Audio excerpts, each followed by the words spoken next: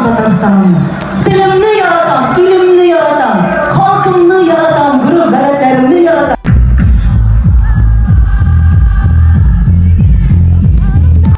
Şakta canlısılar, eydirsinler koytam yaşligimne, yanlarımda şakta canlısılar. Şabam minolga, maksatlar şiksiz dala. Hareket Tatarstan bizning qadrli qonaqlarimiz bugun bizning respublikamiz kuni. Hayışlangan canıma bari tekirik dava.